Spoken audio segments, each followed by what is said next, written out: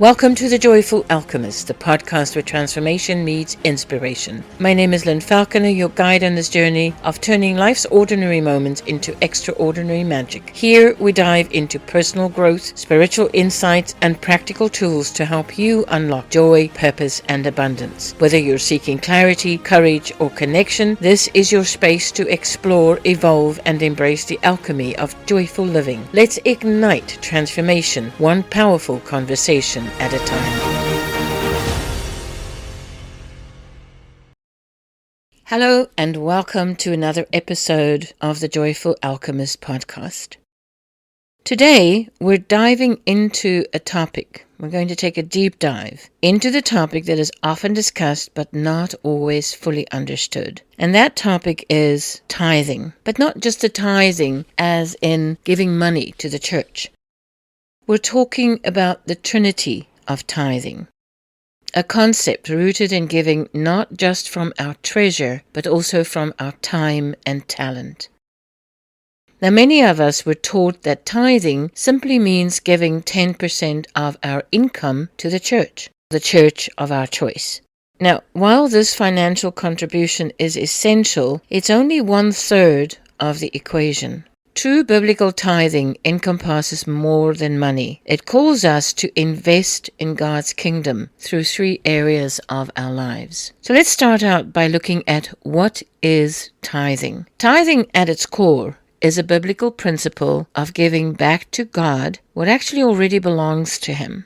The foundation for this is found in Malachi chapter 3, verse 10, and this comes from the King James Version of the Bible. It says, "Bring ye all the tithes into the storehouse, that there may be meat in mine house. And prove me now herewith, saith the Lord of hosts, if I will not open the windows of heaven, and pour you out a blessing, that there shall not be room enough to receive it." But what if the storehouse isn't just about finances? What if God is calling us to give from more than just our wallets? And that's where the Trinity of Tithing comes in. The first tithe is related to our treasure or material giving. This is probably the most well-known aspect of tithing. In other words, giving 10% of our income. The biblical foundation for this practice is found in Genesis chapter 14, verse 20, where Abraham gave 1/10 of everything to Melchizedek. So why is treasure important? It teaches obedience to God.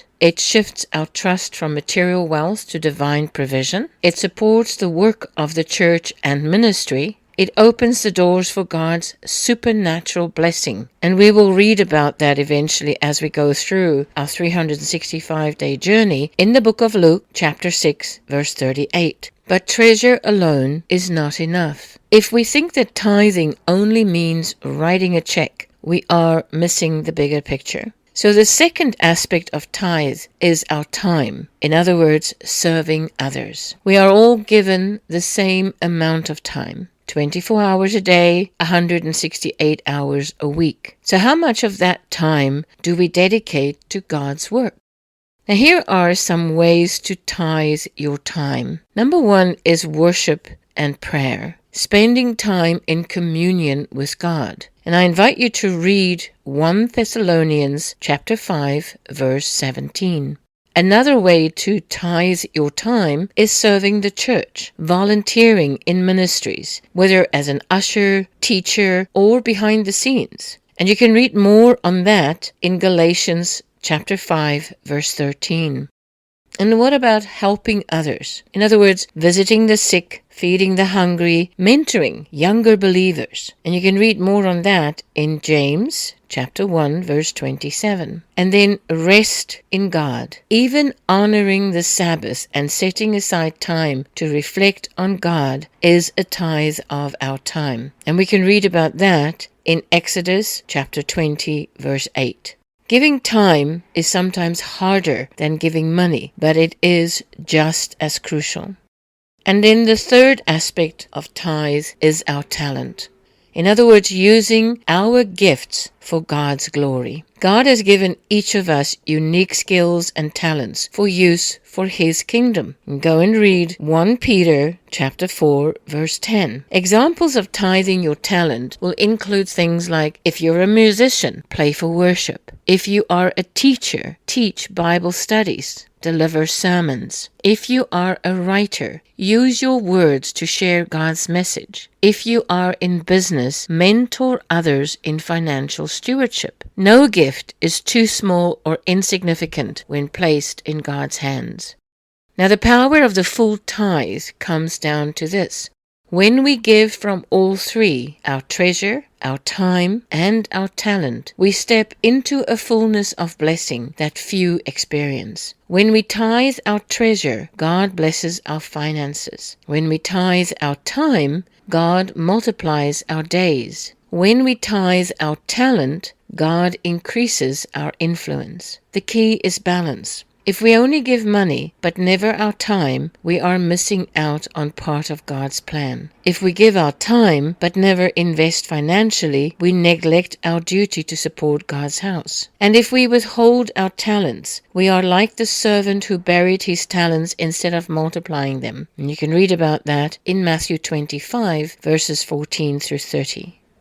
So I want to share some final thoughts and a call to action with you. Where do you stand in the Trinity of Tithing? Are you giving your treasure in faith? Are you offering your time in service? Are you using your talents for God's glory? If you're only practicing one or two of these, I invite you to consider expanding your tithing practice and watch how God moves in every area of your life. Malachi chapter 3 verse 10 promises that God will pour out blessings when we bring the full tithe. Are you ready to receive that? How do you tithe your time and talents? Share your experiences with us in the comments or on social media using hashtag Trinity of Tithing. I also invite you to subscribe for more episodes on biblical principles for everyday life, and I invite you to listen and read the posts that we are delivering every day on the 365-day journey through the Bible. Until next time, stay blessed and keep giving.